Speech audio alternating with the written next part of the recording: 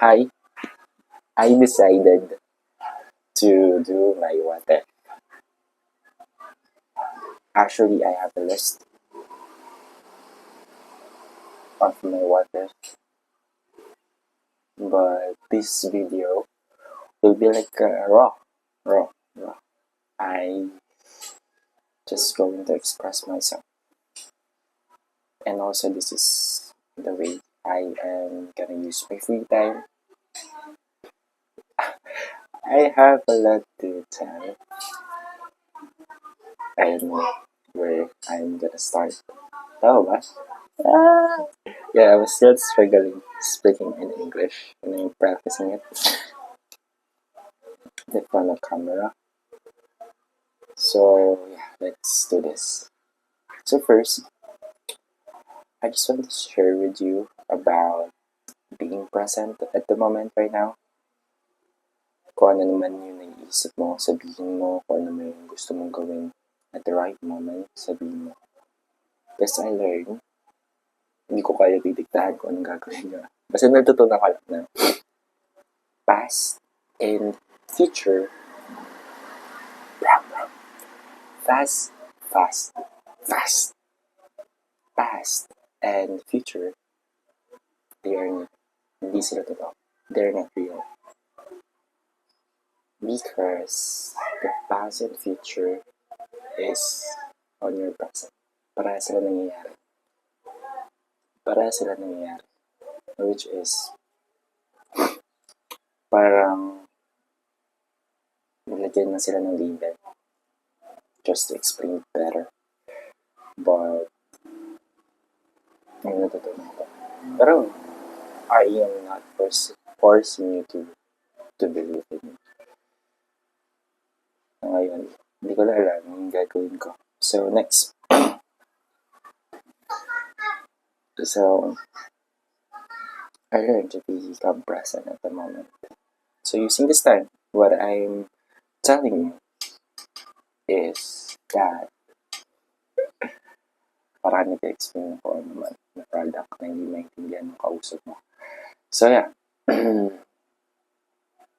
This video is all about everything happens for a reason. Yeah. I understand yung pattern ng buhay ko. Alam mo yan, I am not sure about this. I am not sure about this. I'm just creating this video because I want to. I want to express myself. And I am not thinking about the future. And also, I'm not dwelling on the past. I have a lot of mistakes that I did. Which is, I'm not regretting to do those things because I learned from it. I learned from those things, honestly. And I am using this time to reflect.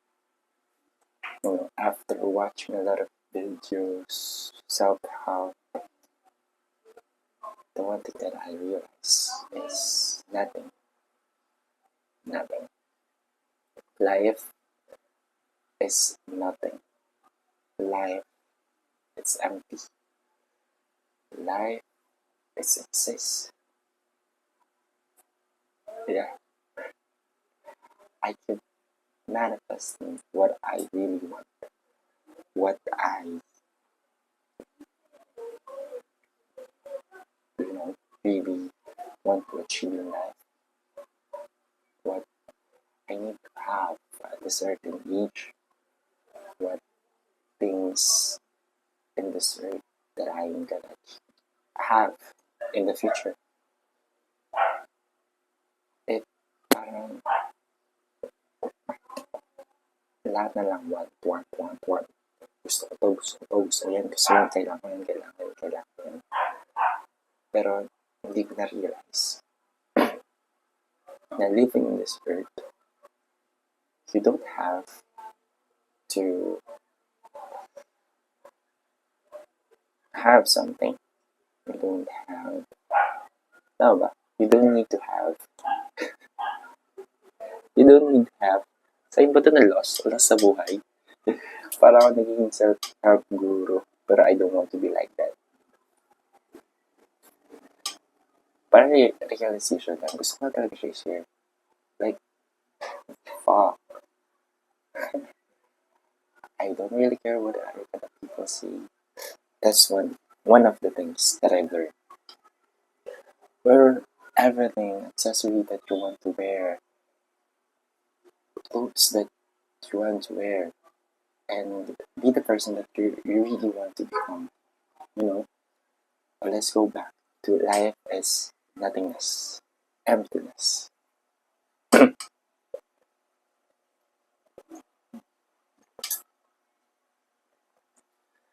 Nung bata ako, hindi ako exposed kung ano dapat gawin. I am just existing. Hindi ka ang bata. Kapag tumutong na siya sa tamang edad para mag-aaral. And yung sa akin, basta pasok lang, uwi ka, kakain, tutulog, papasok ulit na bukasan. Tapos kapag Sabado at Linggo, sa bahay ka lang, maglalaro, makikipag sa lang mo sa iba, maiinggit kasi wala ka ng kinakain ng kalaro mo, maiinggit kasi wala ka ng gamit ng kalaro mo. The same din sa school. Pag may maganda siyang gamit, pag may magandang gamit ng kalaro mo, o yung kaklase mo, mainggit ka kasi wala ka nun. Tapos naalala ko yung lapis ko nun is yung ganito na lang. Like this. Yung parang wala kang basa. Tapos hindi ka makabili ng pagkain kasi wala kang baon.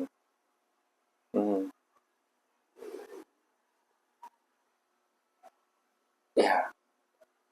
Like, ang hirap. Nagsabi siya mahirap. Kasi, wala. Like, nung bata pa pala ako, I started comparing myself to others. What others gonna say, kung ano meron sila. Kailangan meron din ako, pero wala ka.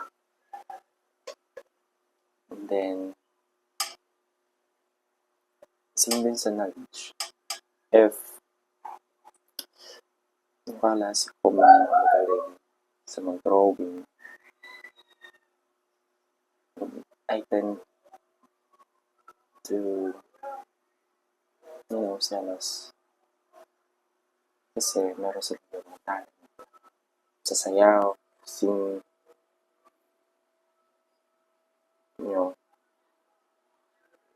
parang kaya. Bakit hindi ko yan kaya? May mga ganun tanong.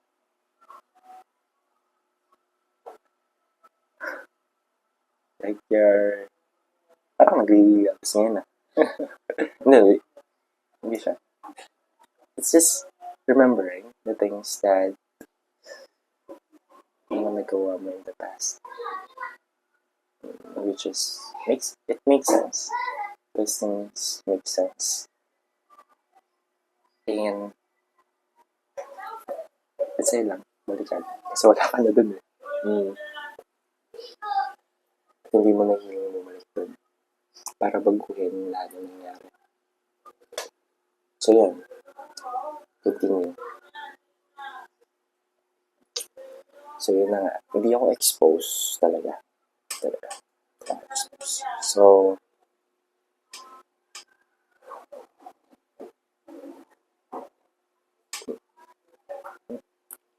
hindi ko alam kung paano ko siya i-transition eh. Pero ito na.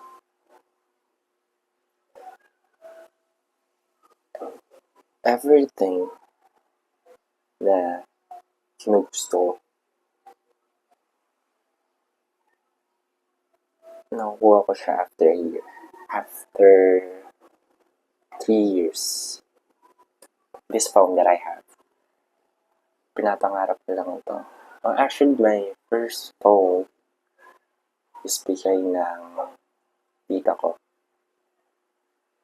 Yun is Samsung G2 something. Yung maliit lang. 4 GB ata yun, then 8 GB. Maliit lang talaga siya. Maliit lang.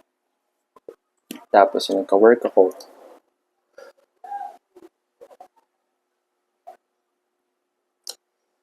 yung 2 weeks sa sahod ko, pinabili ko ng bagong phone. No, which is yung phone na yun, pinangarap ko lang siya. Like at that time, 5 years or 3 years before that, buying that phone. My first phone is Samsung A03. Sinerch ko pa yun, pinakamura. No, which is maganda naman. Maganda niya. Tapos pinili ko siya dun sa patid kong panganay. Tapos binili ko to. Ito naman, yes, yung phone na yan is, ang purpose niyan is, para makapag-video ako. Kasi ang ganda ng camera niya. Ang ganda yung camera niya. It's a Redmi. Redmi Note 13. Wala nga lang, Pro. Which is, yun yung gusto ko, yung Pro. Kasi yung version ni Bam Bam, Get 7. Kaso nga lang, hindi ka birthday. Kulang na lang. Baka wala akong kainin sa mga susunod na araw. Which is masaya naman. Kasi I am a low-key fan. Lahat ng kung sa ikwento. But utay-tay natin. Para to yung huling message huling paalam ng message. No. Isa na ba tayo? Everything happened for a visa. So, yung first year na nagtrabaho na ako, nag-try ako mag-apply sa mga colleges. Nag-apply ako. But, hindi ako natanggap. Hindi ko natanggap. Hindi ko pinrocess yung documents na dapat ipasa. Kasi nga, nagkaroon ako ng problema sa grades ko na hindi ko makuha. Kasi nag-aaral ako eh. Dahil syempre, may anxiety ka nun. Ang sasabihin ng mga tao, pumasok ka doon. Parang may social anxiety talaga ako. Ever since. Yeah. But, it's kind of negative to share. But, it's really, like, nagkakaroon ako ng, embarrassing moment ba?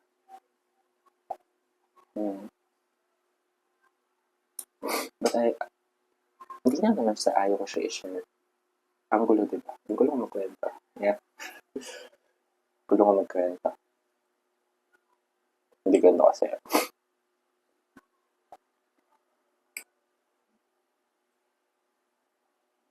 Lahat ng application, lahat ng college application ko, pending lahat kasi kulang na ng document. Which is, pagkakamali ko naman kasi nag-apply ako na hindi pa buo yung or hindi pa kompleto lahat na ipapasok ko.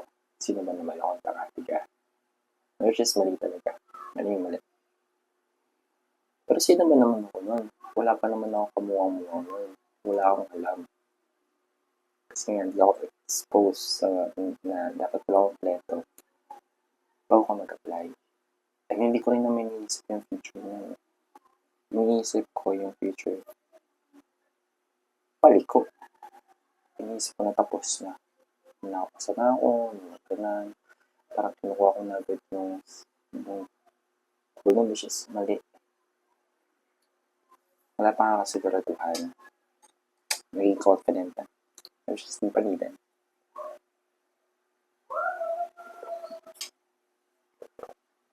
So, yan. So, yun hindi na nakapasa.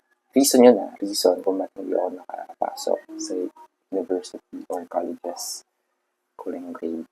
Kasi ako yung estudyante napalipat-lipat talaga ever since from grade 1 to grade 2. Grade 4 to grade 5. Malipat-lipat talaga. Na which is, ang awkward. Kasi, yung grade na, ano ba? Is that awkward? Ang random. Yan, random. Kasi, hindi ka nung grade ng sa colleges, kailangan ng 8. Grade 8 to grade 10. Yeah. Kailangan ng grade 8 to grade 10 na grades. Tapos, nung nag-stay ako sa high school, grade 8 to grade 10. Like, dire-diretso yun. Dire-diretso. Grade 8 to grade 10. Realization lang ba? Kasi, nung grade 1 ako, nung grade kinder ako, syempre isang school lang naman yun. Hindi ko alam kung natapos ko ba yung kinder ko or what. Tapos, nung grade 1 ako, province. Tapos, nipat ako ng grade 2, province din. Grade 2, grade 3, grade 4. Grade 4, province yun. Tapos, nag-city ako ng grade 5. City ako ng grade 5. And then, lumipat ulit ako. City din, grade 6. Then, siyempre, grade 7. Then, yung grade 7, lumipat ako ulit. So, grade 8, grade 8, grade 9, grade 10, moving up yun, di ka? Ng grade 10. Straight. Imagine, that is a straight. No, so that's a pattern. Kasi, kinder, grade 1 lumipat.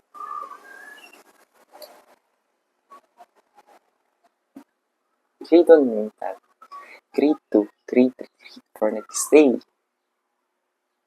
So, then after ng grade 4, grade 5, tapos, grade 6,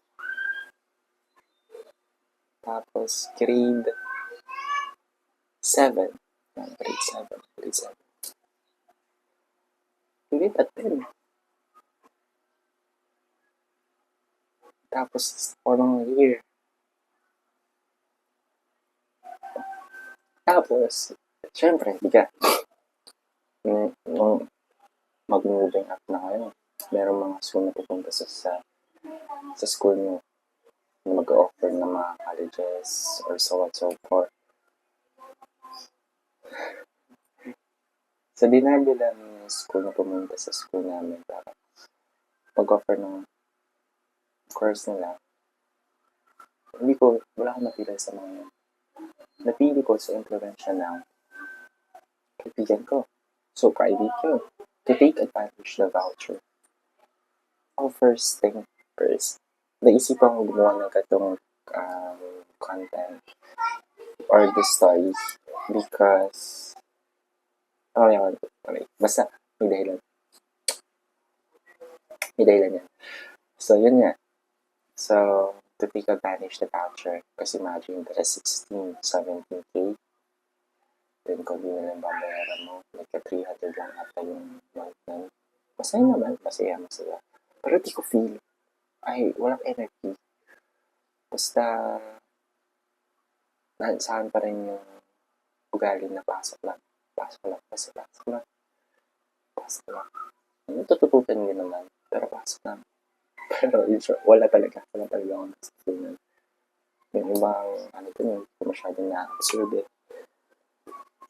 Kasi ako yung tipo ng tao na if there's no energy, parang hindi siya ka-energy ko.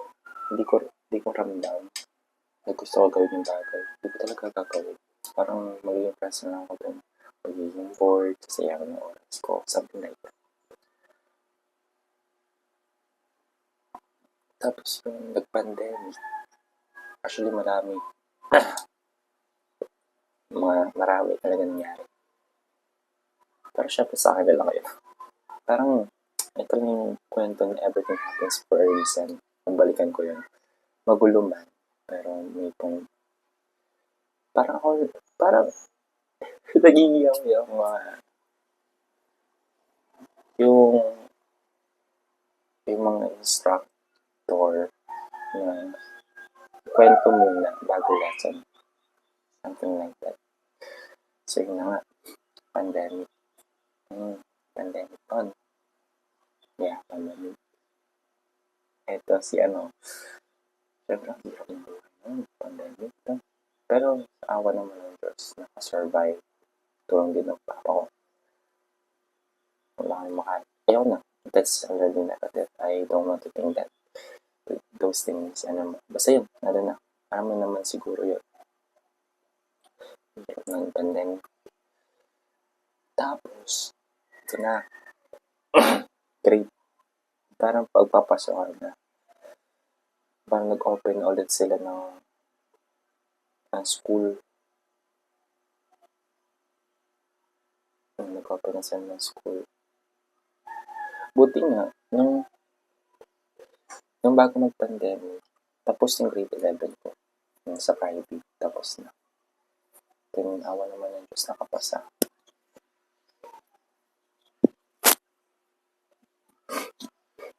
Awa naman ng Diyos nakapasa, no? Tapos, nag-pandemic. Tapos, nagpasukan na ulit. Nag-open na for schooling. Parang modular lang yun. Walang face-to-face na entirely. Wala. Walang face-to-face. So, the whole year of being grade 12, wala akong interaction sa mga kaklase. Na-feed yung social anxiety ko nun. Nag-survive naman. Tapos, ano pa? Pagkatapos nun, ang gulo ko magkwento. Kasi naalala ko, kasi September ata nun. Actually,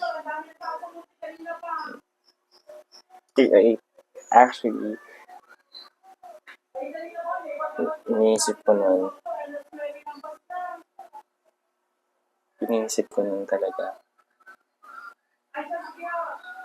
Teka lang.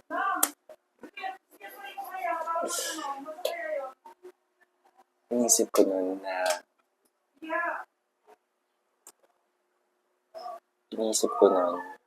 tutuloy ko pa ba ang college? Sa kagustuhan kong tumuloy.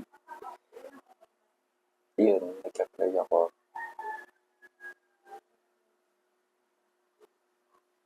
Sa public. Nag-enroll ako sa public.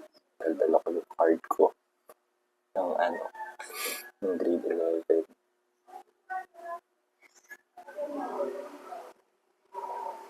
Sa awa naman ng Diyos, nakapasa.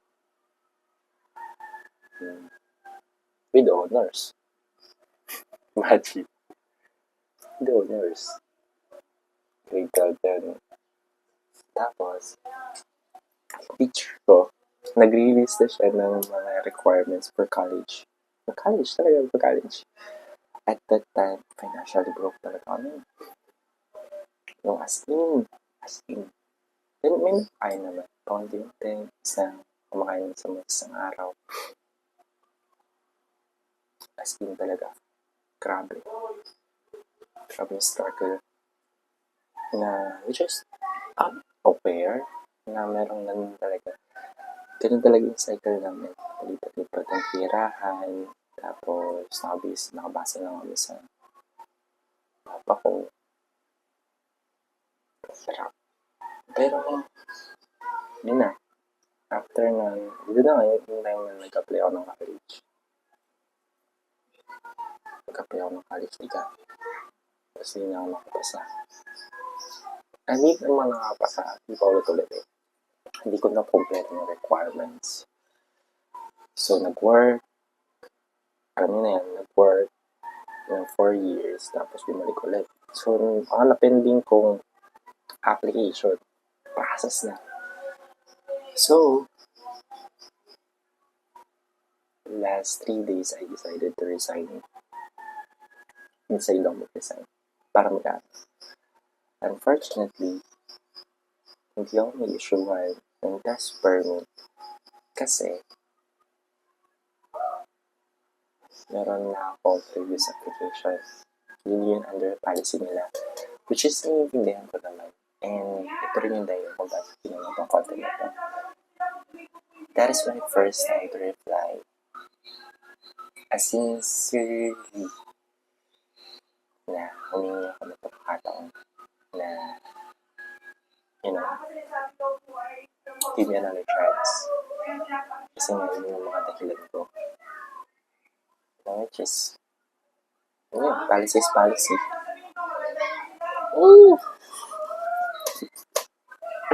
Hindi ko alam. Tama ako pangatak para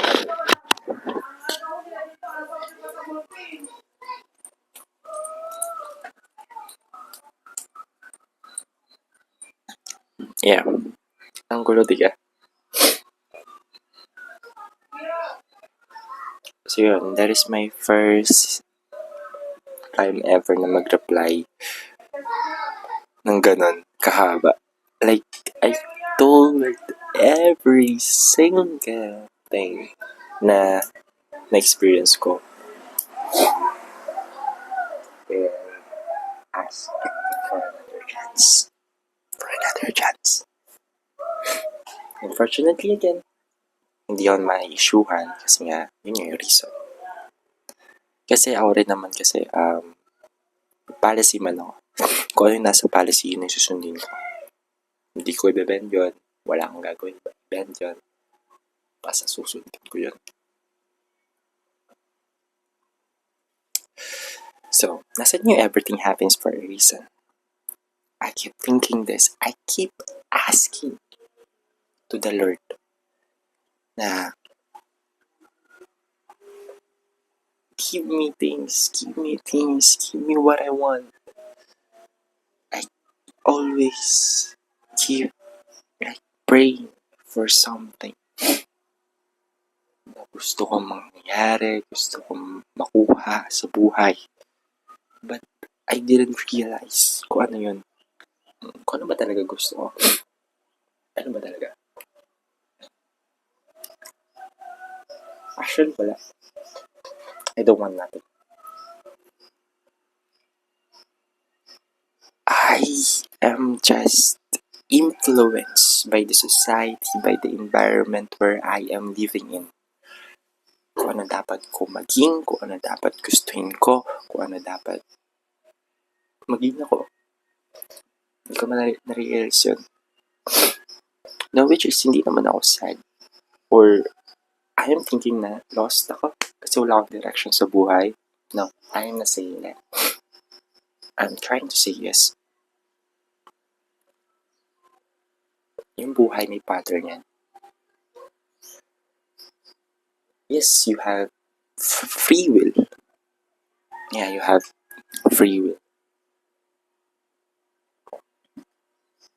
But, if you're trying your effort, pero di pa rin nangyayari.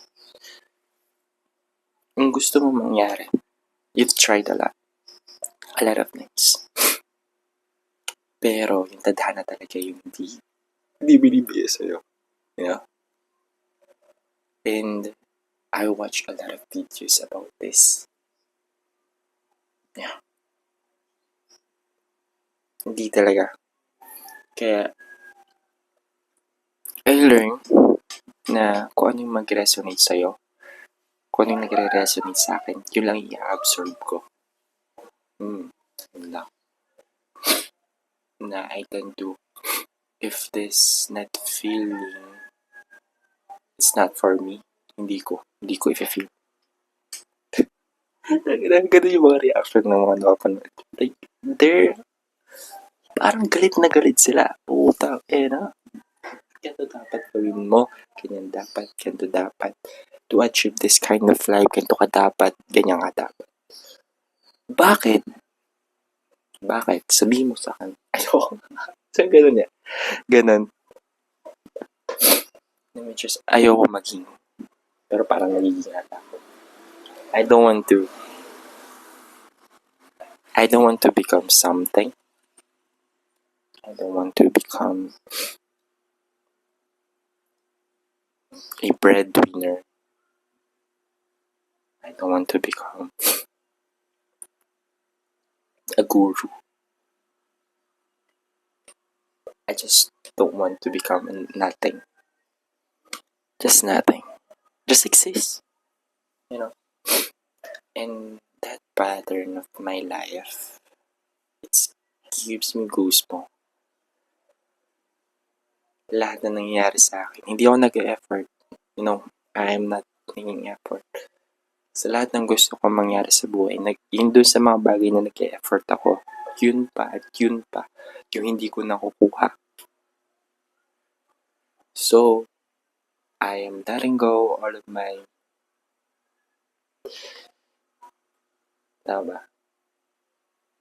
desire, and then let's the nature make it for me. I don't know kung tama pa ba yung English na mga sinasabi ko. But yeah, that's life right now.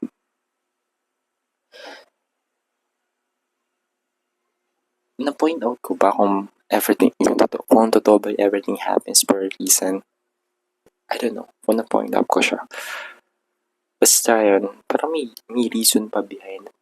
Or maybe it's not. And this is the one thing, madami silang bagay na na-realize ko. Then hindi ko siya ma-funnel. Hindi ko siya ma-filter kung ano-ano yun. But this, one of this. If you're trying to become something, just let it be. Just let it be.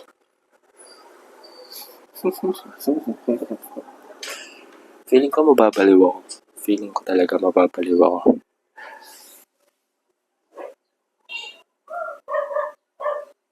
But at this point right now, I'm just being me. I'm just being present.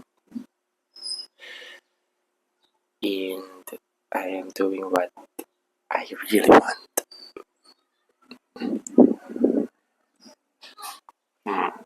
My dream.